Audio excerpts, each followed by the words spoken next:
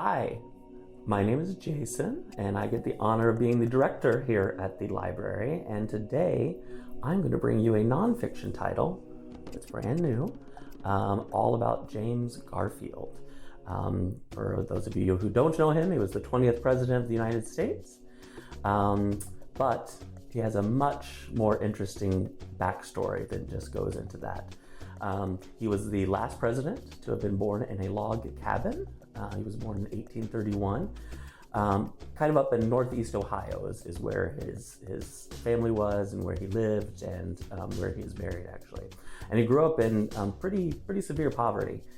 They did not have money. They were not able to send him to schools or anything like that. Everything he did on his own.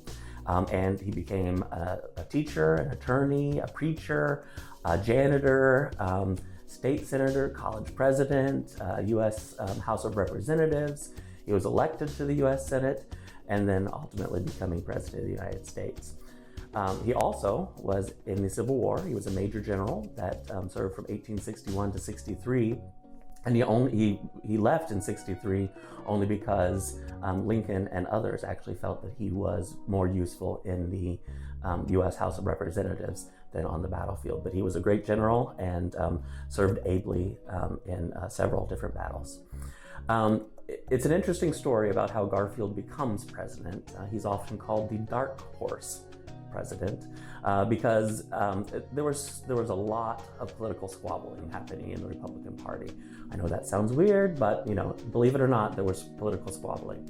So the Republican convention in 1880 was completely deadlocked. The delegates could not decide between Ulysses S. Grant coming back to the presidency or John Sherman, who was a senator from Ohio. And so ballot after ballot, and then finally, Garfield's name was put into the mix, and ultimately, after a couple more ballots, he won the nomination, and he was surprised. Everybody was surprised. Definitely wasn't exactly what he was expecting.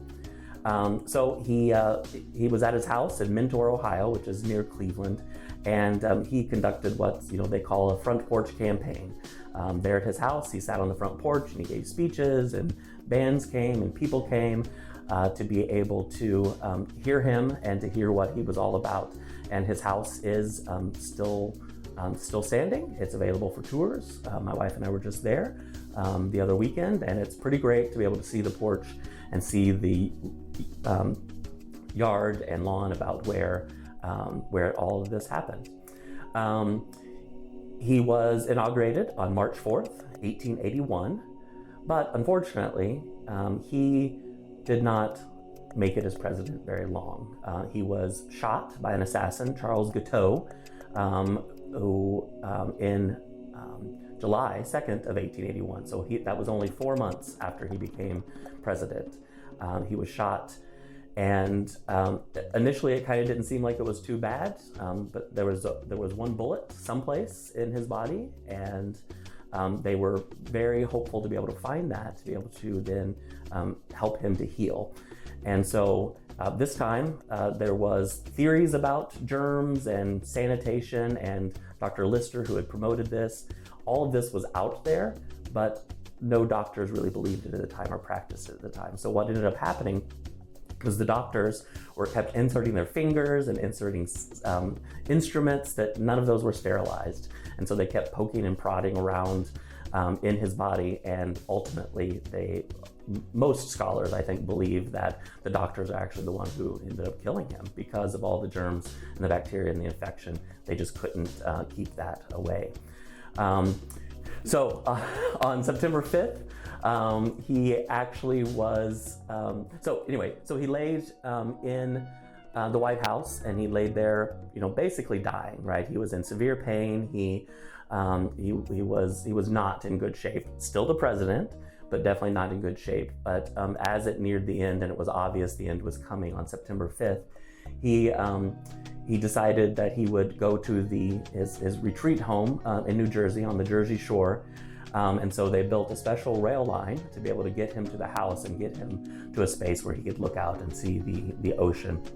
And unfortunately, he died 14 days later on September 19th. And as I mentioned before, he's buried in Cleveland, Ohio. Kirkus says this book offers a compelling portrait of one of the ablest men to serve as president. And I personally believe that he could have been a great one. In the 1880s, there are so many bearded white men that we kind of all forget about, and they run all together, but Garfield was different. Garfield really could have done a lot, and it's unfortunate that we never will be able to get to see that or get the benefit of that. One other book I also recommend that's also about Garfield is Destiny of the Republic by Candace Millard. And it is all about the assassination and what happens, and it reads very much like a novel. It's a very quick read. So I also recommend that as well. So thanks. Bye-bye.